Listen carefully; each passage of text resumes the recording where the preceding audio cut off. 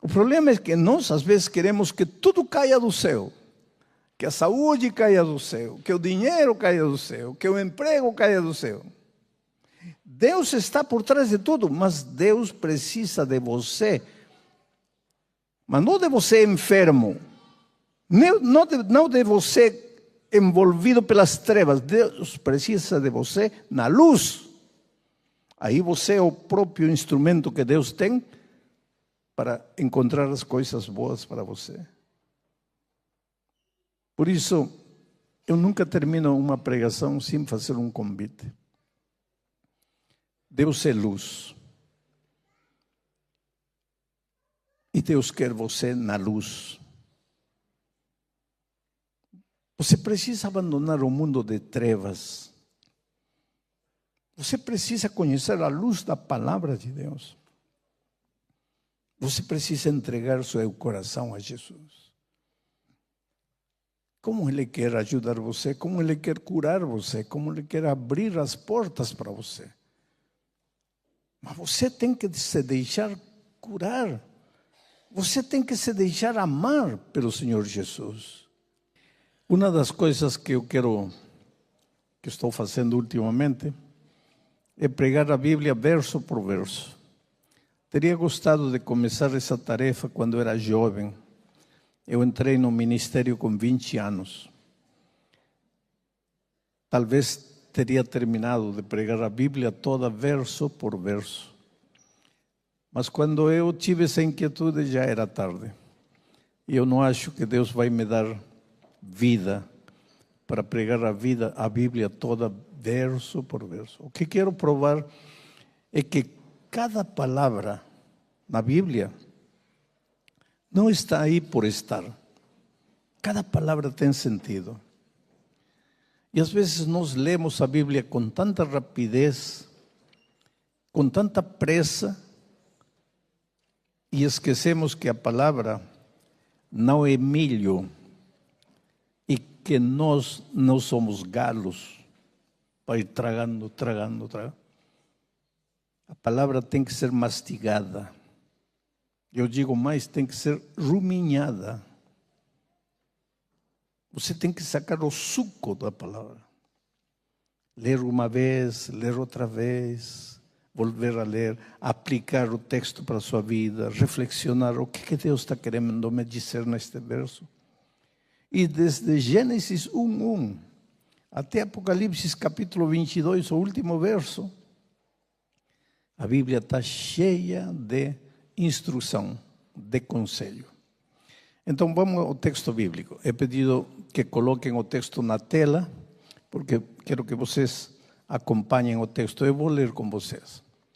O 1 de João, capítulo 1, o verso 5 diz assim: ora,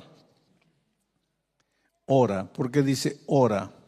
Esse não é hora de orar, é hora de agora, não?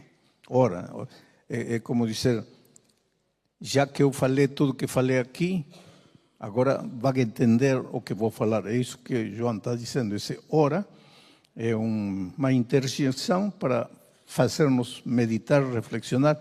E para entender o que vai vir agora, é preciso entender o que veio nos versos 1, 2, 3, 4.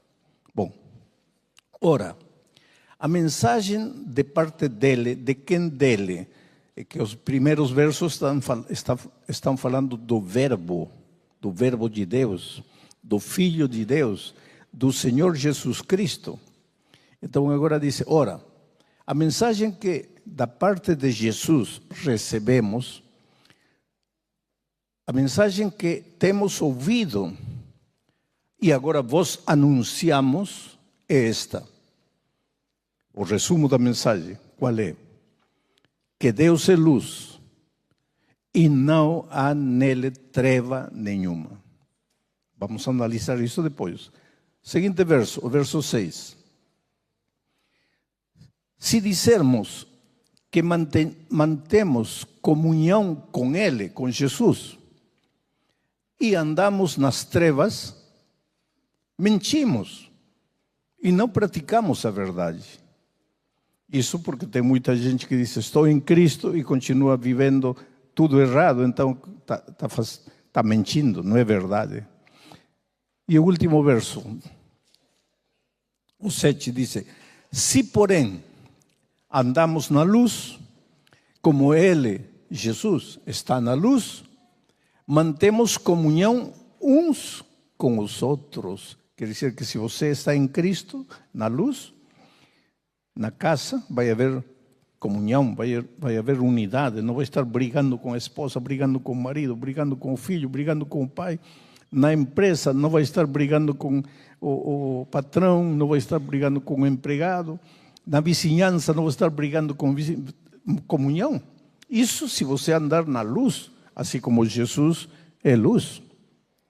Diz: se porém andamos na luz como Ele está na luz, mantemos comunhão uns com os outros. E o sangue de Jesus, seu Filho, nos purifica de todo pecado.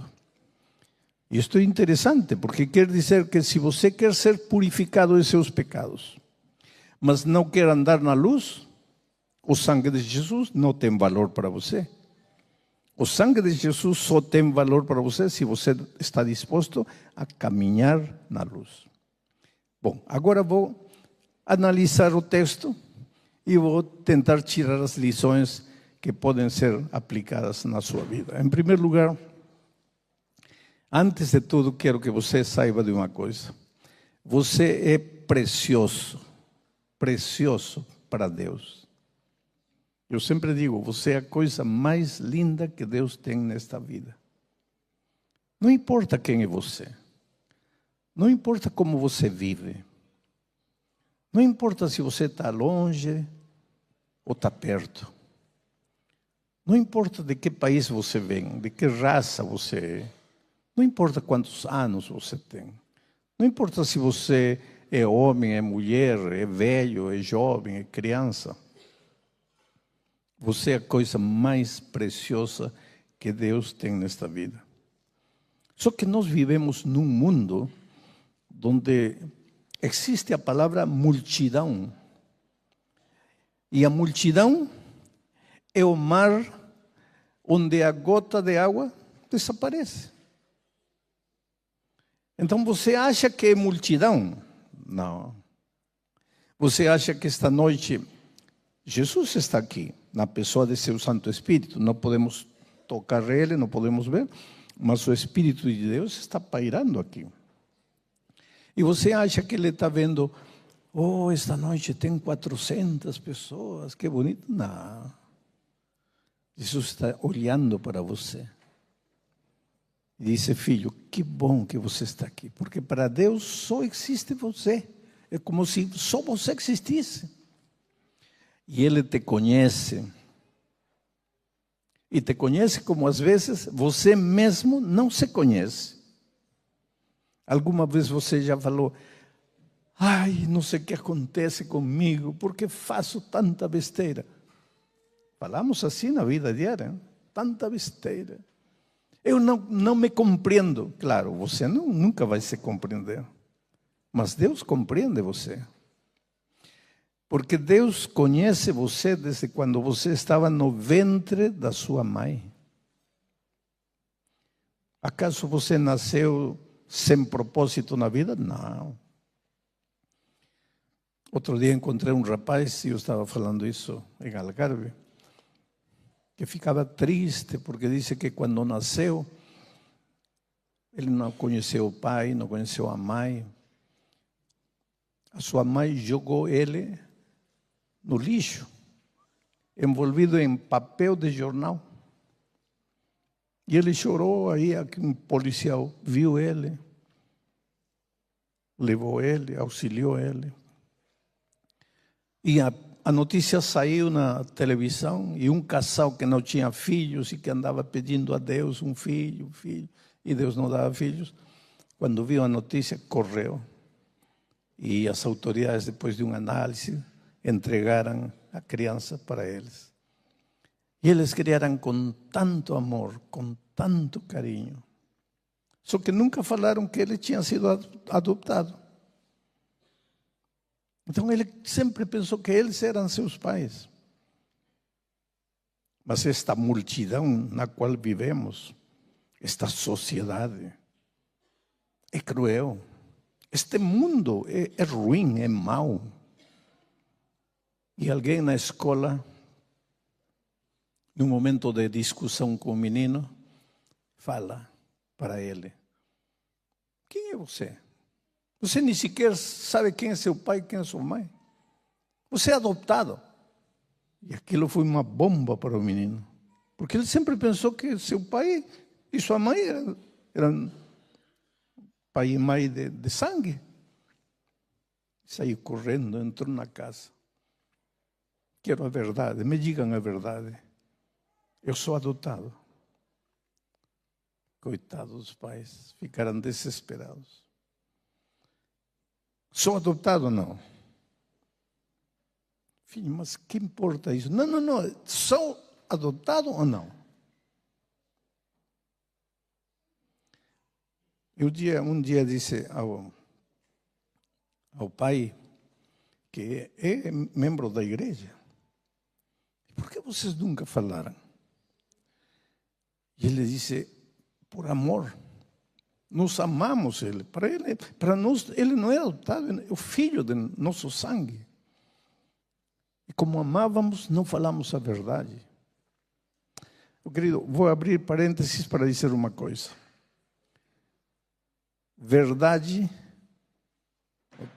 Amor não combina com mentira. Pensa nisso. Amor jamais combina com mentira. Nunca diga: eu não te falei porque eu te amava. Quê? Você mente porque ama? A verdade pode doer, mas é como a ferida limpa. Pode doer, pode sangrar, mas como é limpa, sara. A mentira é como a ferida purulenta e você coloca um adesivo, um band-aid em cima. Você sabe por que o band-aid é cor de pele? Para que ninguém perceba que dentro há uma infecção. E você, como coloca o band-aid cor de pele, parece que está tudo bem. Não está bem. Está comendo por dentro. E um dia explota. E quando explota vai ter que cortar o braço porque está gangrenado. Então, por mais que te doia, fale a verdade. Por mais que tenham que todos chorar, fale a verdade. Porque, volto a repetir, a verdade é como a ferida limpa que dói, sangra, mas sara. Fecho parênteses. Hoje esse rapaz disse assim: ninguém gosta de mim, ninguém me ama, meus pais me mentiram, nunca falaram a verdade para mim. Para que eu nasci? Para que eu vim ao mundo? Agora te digo uma coisa. Você não veio ao mundo porque uma noite teus pais tiveram uma noite de amor? Não. Você veio ao mundo porque Deus tem um plano maravilhoso para a tua vida. E você pode dizer: mas onde está esse plano? Cadê esse plano? Esse plano está aqui. E você nunca vai saber qual é o plano que Deus tem para você até não encontrar a palavra de Deus. E por isso que a Bíblia tem que ser o livro da sua vida. É porque através da palavra Deus te fala, Deus se comunica contigo. Então, no texto de hoje, Deus tem uma mensagem para você. E qual é a mensagem? Deus é luz. Jesus é luz. E se você diz que conhece Jesus, e você ama Jesus, se você entrega a sua vida a Jesus, tem que andar na luz, não pode andar nas trevas, porque em Jesus não há trevas. Agora, essa mensagem não é de João, essa mensagem é de Gênesis. Moisés escreveu a mesma coisa. E por que ambos dizem a mesma coisa? Porque o Espírito que inspirou Moisés para escrever Gênesis é o mesmo Espírito que inspirou João para escrever a epístola.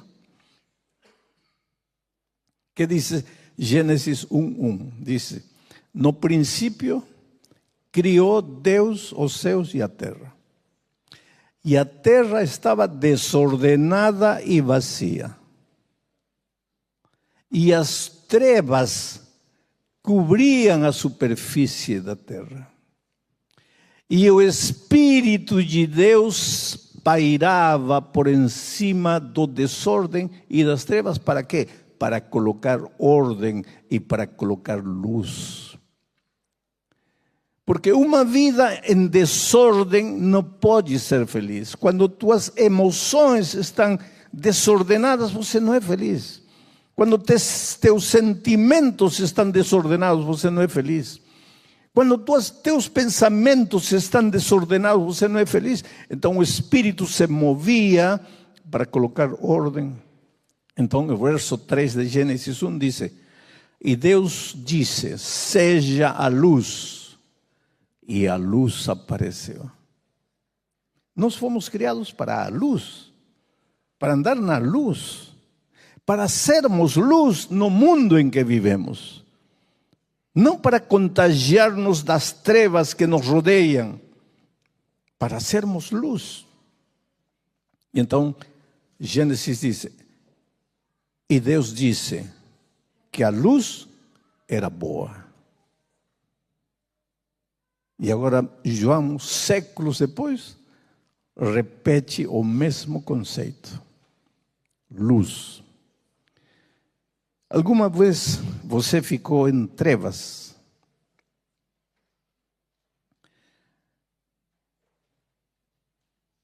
Não consegue andar? Não consegue andar. Se todo está em trevas, eu quero sair, vou cair aqui. Porque não vejo as escadas. Aí quero tentar sair por aí, bato contra a parede. Aí retorno, caio no piano. E quando você está em trevas e procura a saída, não encontra. E só se machuca, só se fere. Bate contra a parede, bate contra o chão, bate contra tudo, porque você está cego, você está em trevas. Estarei pregando em este momento para alguém que está aqui, mas de alguma maneira a sua vida está em trevas. Pastor, o que está querendo dizer? Que você tem que tomar uma decisão e não sabe que decisão tomar. Porque você já tomou muitas decisões na vida e só essas decisões só fizeram sofrer você. E por que as decisões fizeram sofrer? Porque você estava em trevas. Porque você não enxergava. Mas quando você encontra a Jesus, que é a luz, a sua vida se ilumina. E aí você vê, a porta está aqui, então para que estou tentando ir para lá? Aqui tem outra porta. Aqui tem escada, porque está iluminado. Então a vida resulta mais fácil para você. E eu sempre digo, viver é tão simples e tão fácil. Eu não sei por que a gente complica a vida, se a vida é tão simples de ser vivida. Mas pastor, deve ser para o Senhor, porque todo mundo ama o Senhor. Não. Primeiro, nem todo mundo me ama. Tem muita gente que me condena, tem gente que me critica, tem gente que me agrede, especialmente na internet. Mas a vida é simples. Em primeiro lugar, se eu estou na luz, para que vou responder a alguém? Para que vou contestar? Para que vou explicar? Não preciso. Porque eu vejo a porta, vejo o piano, vejo uma pessoa zangada. Então, para que vou ir contra? Vou pelo outro lado. É simples viver. Por que o casamento às vezes é uma confusão? Briga por aqui, é que você está nas trevas. E humanamente toma decisões, e essas decisões dão errado. Outro dia uma senhora me dizia: maldita hora que eu casei com meu marido. E ele parecia tão bom. Mas ele é um homem ruim, é um homem mau. E quantos anos levou para você descobrir que teu marido é ruim, é mau? Ah, pastor, em 2 meses já. 2 meses depois de casar já. E antes disso você não viu? Não vi, pastor. Estava em trevas. Tomou a decisão de casar com uma pessoa em trevas. Casou nas trevas. Resultado: a luz da realidade te iluminou, já estava casado. Para remate, já estava grávida. Para remate, veio outro filho. E depois outro filho. E agora queria separar já com 3 filhos. E o marido disse: se você sai daqui eu te mato. Não enxergou isso quando era noivo? Não, porque estava em trevas. As trevas da paixão cobriram. Quantas vezes nós cometemos erros garrafais, fatais, porque não estamos na luz. Agora, se eu te convidar e te dizer assim: vem a Jesus, entregue-se a Jesus, muitas vezes você vai começar a pensar assim: ah, o pastor me está convidando para mudar de religião. Não tem nada a ver com religião, tem que ver com tua vida, querido.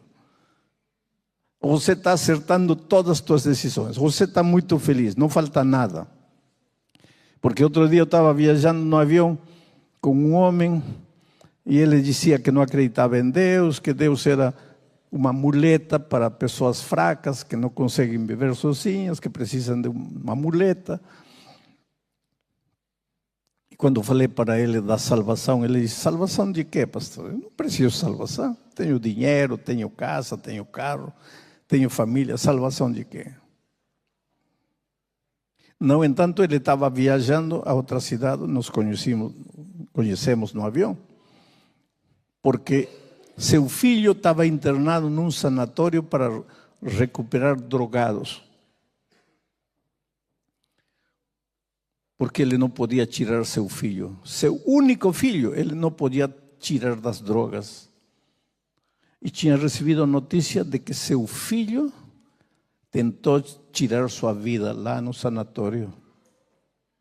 E agora ele estava viajando. Mas ele não acredita em Deus. E quando falei de salvação, ele disse: salvação de quê, pastor? Se está tudo bem. E depois estava me contando emocionado o seu filho.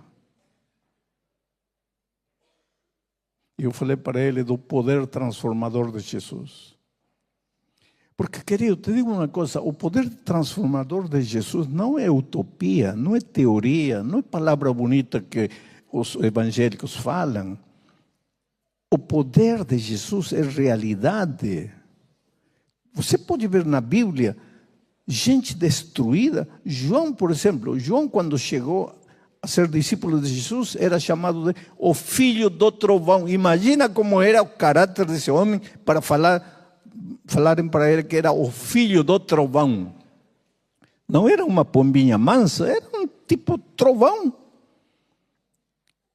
Encontrou Jesus, caminhou com Jesus, viveu com Jesus. E quando encontramos ele na ilha de Patmos, já quase com 100 anos, já não falam para ele o filho do trovão, agora falam o discípulo do amor. Em que momento o filho do trovão deixou de ser filho de trovão e se tornou em discípulo de amor? Não vamos saber nunca, mas foi no companheirismo com Jesus. Ninguém pode dizer: este dia minha vida mudou. Não, não, porque a mudança é um assunto de dia tras dia e você não percebe.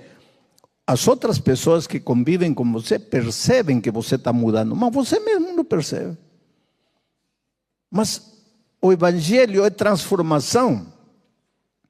Jesus, quando você encontra Jesus, abre seu coração e aceita, Ele te tira das trevas e te traz a seu reino de luz. E agora, com os olhos que enxergam a realidade da vida, você não comete os erros que sempre cometeu.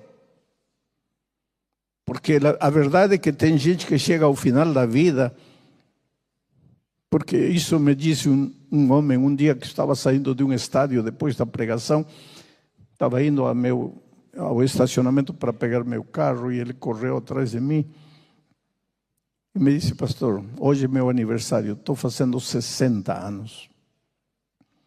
E nestes 60 anos eu não construí nada, fui rico, tive dinheiro, destruí tudo, acabei tudo. E hoje, esta manhã, me olhei no espelho, estou velho, 60 anos.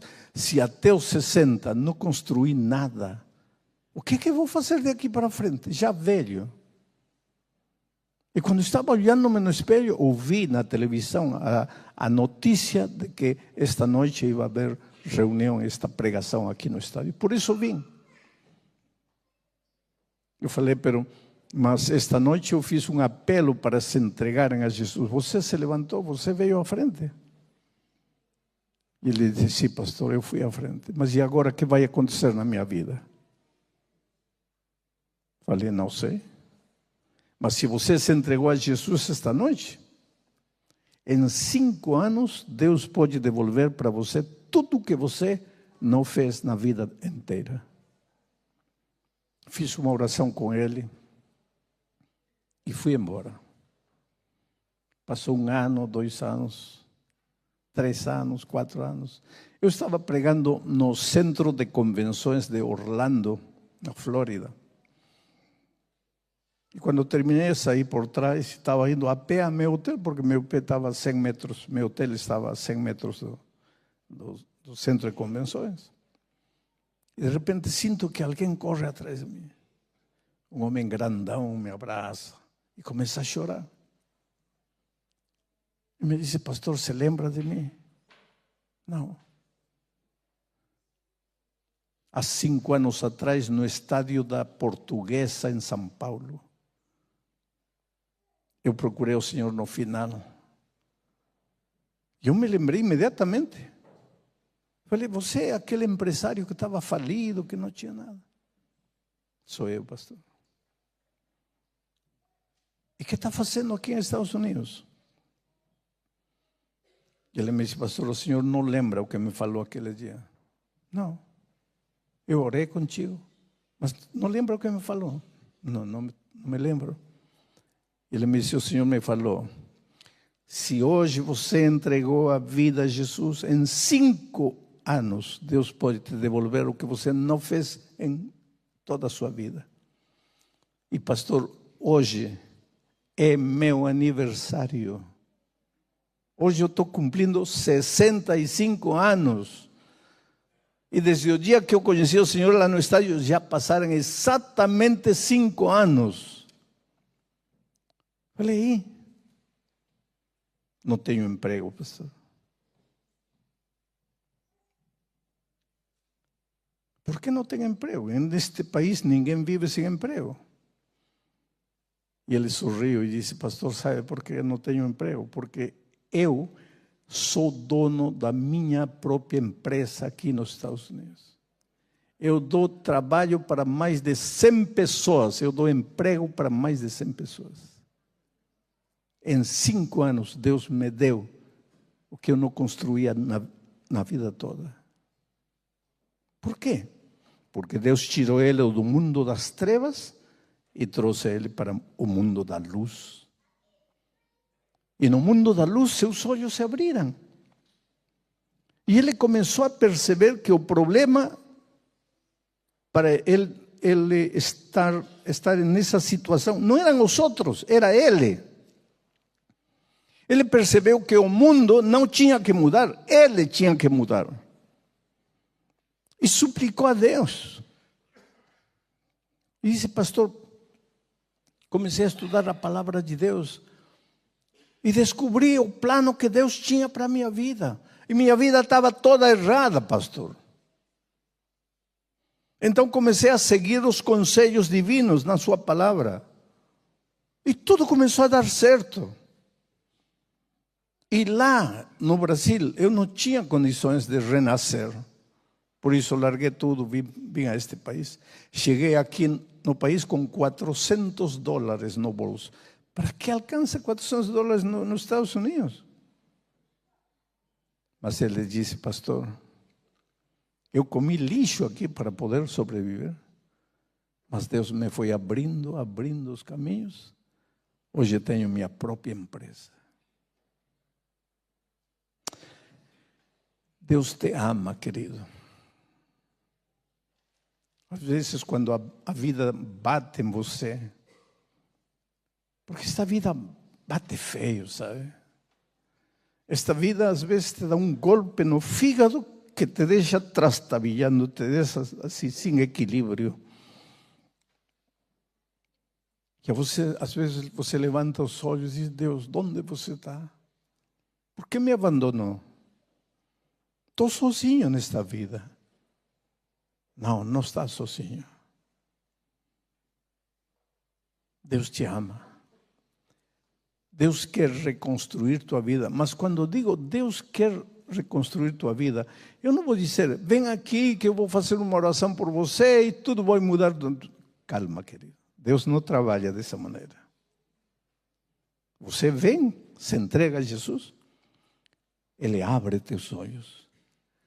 E aí você percebe e fala como aquele homem, eu estava errado toda a minha vida e quando encontrei a luz, mudei de caminho e Deus me está prosperando.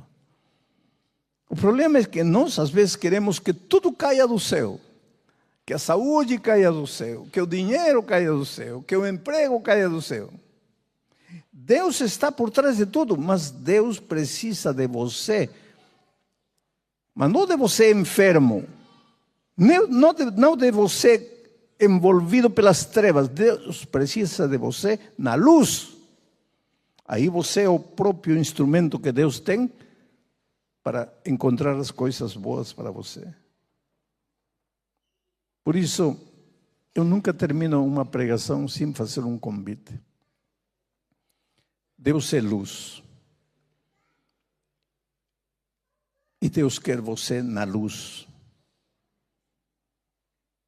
Você precisa abandonar o mundo de trevas. Você precisa conhecer a luz da palavra de Deus. Você precisa entregar seu coração a Jesus. Como Ele quer ajudar você, como Ele quer curar você, como Ele quer abrir as portas para você. Mas você tem que se deixar curar. Você tem que se deixar amar pelo Senhor Jesus.